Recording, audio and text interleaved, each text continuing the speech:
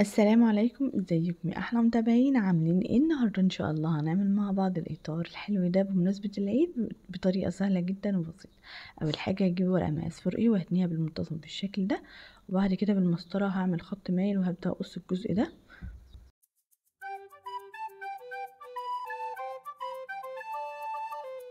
تمام بالطريقه دي كده بقى عندي بطن هثبته بقى على قطعه كرتون، وابدا بقى اخد مقاس الطول والعرض بالطريقه دي، هحدده بالقلم كده.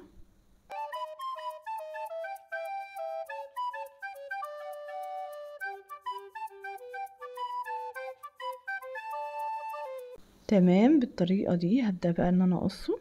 هثبت بقى قطعة الكرتون على قطعة فوم لونها بينك، طبعا استخدمت اللون البينك، انت ممكن تستخدمي اي لون انت حباه، وهبدأ ان انا اثبتها كده واخد بيها المقاس. تمام، وهقصها بالطريقة دي. طيب ما ثبتش قطعة الكرتون ليه بدل الورقة؟ لان انا خدت العرض الموجود اصلا في الكرتونة، فهو كان اقصر شوية، لان انا حابة الفوم يكون اكبر من الكرتون، اعرض يعني. تمام، بعد كده بقى انا هبدأ ارسم من تحت كده زجزاج كأنه عشب اهو. تمام، بدأت ان انا ارسمه على الورقة البيضاء علشان الورقة البيضاء دي هتبقى نفس حجم الاطار اللي عندي، فاخدت مقاساته. تمام، وهقص الجزء اللي تحت لاني عايزاها اقصر شوية. تمام، هو الموضوع هيوضح اكتر لما نيجي نلزق الاجزاء كلها فوق بعضها. ده فوم بس ملمسه من قدام عامل زي الزرع كده، بما اني عايزه اعمل عشب فهبدا ان انا اثبت الباترون بالطريقه دي. هاخد بس العرض، انا باخد العرض ده لاني هبقى متاكده ان العرض ده مناسب لحجم الاطار اللي عندي. تمام، فهبدا ان انا اثبته واخد المقاسات بعصايه الشيش طاووق بالطريقه دي اهو. هقصه بقى بالمقص.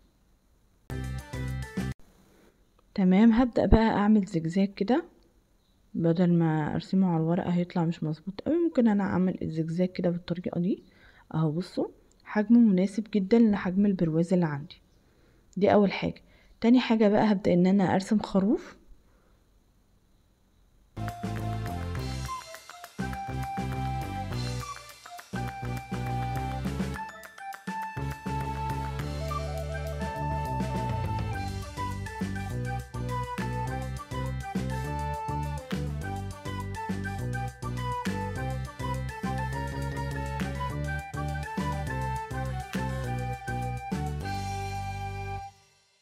وهرسم الخروف على نفس الورقة اللي عندي علشان اضمن ان حجمها يبقى مناسب.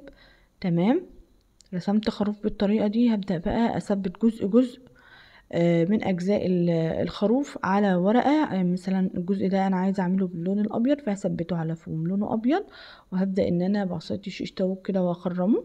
تمام، وجزء برضو اللي هي من فوق دي عايزة اعمله باللون الابيض. تمام، هثبته وابدأ ان انا انقطه بالطريقة دي واقصه بالمقص. دي كده الاجزاء اللي انا عايزة اعملها باللون الابيض جهزت معايا، العينين وجسم الخروف والجزء اللي فوق. بعد كده بقى ودان الخروف من جوه انا عايزه اعملها باللون البيج وبقه كمان. تمام، بدأت ان انا احددهم برضو بعصاية الطاووق واقصهم. اخر حاجة بقى هو وش الخروف، هبدأ ان انا اثبته بالطريقة دي. بصوا لو تخلي بالكم انا بخش شوية في البطن علشان لما اجي الزق الاجزاء كلها اعرف الزقها فوق بعضها. وبرضو رجل الخروف انا هعملها باللون البني. هقص بقى كل الحاجات دي اهي بالطريقة دي. بعد كده بقى انا هرسم بلالين، يعني انا هعمل الاجزاء كلها وبعد كده هنلزقها مع بعض.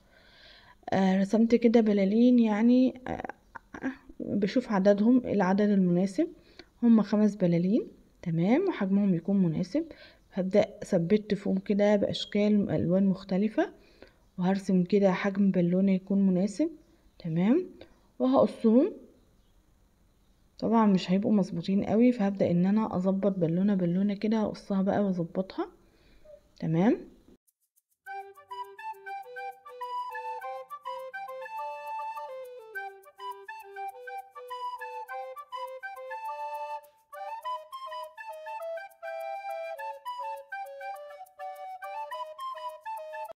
تمام كده البلالين كلها جهزت معايا.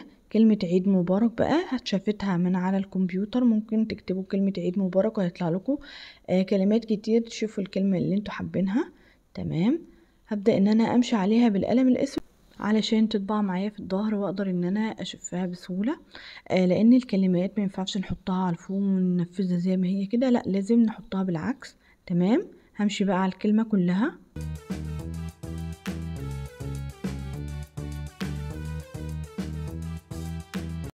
جبت فوم جليتر لونه ازرق وبعد كده ثبت الباترون عليه. طبعا الكلمة انا شايفاها كويس قوي وهبدأ ان انا انقطها بالطريقة دي. لو الموضوع ده هيبقى صعب بالنسبة لك وان انت تشوفي الكلمة بوضوح، ممكن تقصي الكلمة وبعد كده تعكسيها وتثبتيها على الفوم وتبدأي تمشي عليها بعصاية الشيش طاووق. تمام. هاجي بقى لأحسن جزء انا بحبه، هو ان احنا نلزق كل الحاجات اللي احنا عملناها ونثبتها ونشوف الشكل النهائي. اول حاجة بقى هلزقها هو العشب. هبدأ ان انا اثبته على الاطار اللي انا عملته بالطريقة دي اهو. انا طبعا كنت قصة جزء منه من تحت لاني حابة جزء من الاطار يبان. هلزق بقى اجزاء الخروف كده، هثبته فوق بعضه وهبدأ ان انا الزقه. هلزق جزء جزء بالشكل ده.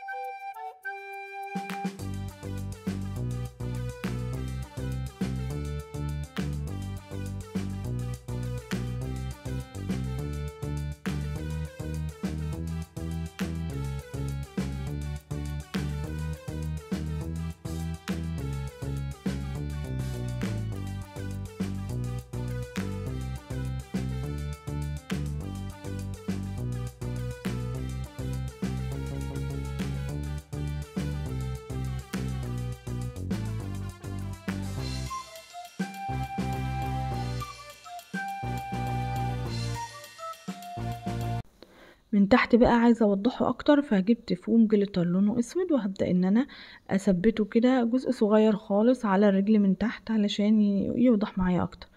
طبعا دي ناحية جمالية شوية، بس لو مش عندك او مش عايزة تعمليها ممكن ما تعمليهاش. وبالخرامة عملت عينين كده وهبدأ ان انا اثبتهم في المنتصف. وهرسم بقى البق باللون الاسود، قلم جاف لونه اسود عادي خالص. تمام. حددت مكان الخروف اللي انا عايزة احطه وهبدأ ان انا الزقه بمسدس الشمع بالطريقة دي اهو.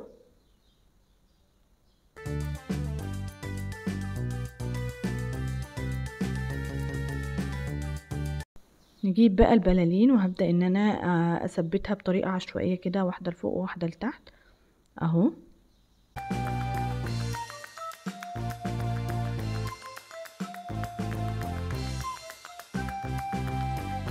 بعد ما لزقتها بقلم برضو لونه اسود وهبدأ ان انا ارسم كده زي الخيوط بتاعة البلالين.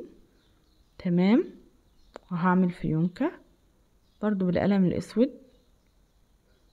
هنيجي بقى للكلمة هثبتها برضو،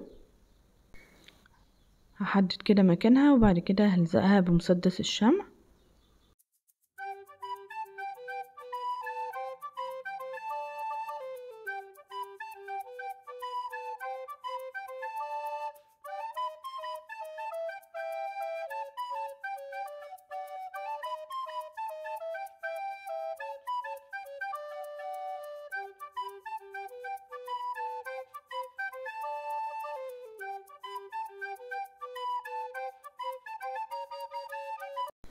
تمام كده الاطار جاهز معايا. هجيب بقى الكرتونة وهثبتها عليها وهبدأ ان انا الزقها بالشكل ده. طبعا انا كنت عاملة الكرتونة حجمها قليل شوية من حجم الباترون عشان لما اثبتهم على بعض يبقى الفوم اكبر شوية.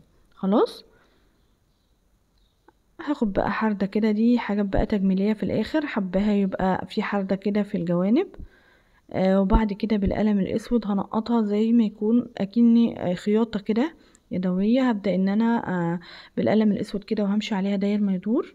تمام. هجيب برضو القلم الاسود وهمشي على البلالين علشان توضح كده تبقى بارزة معايا.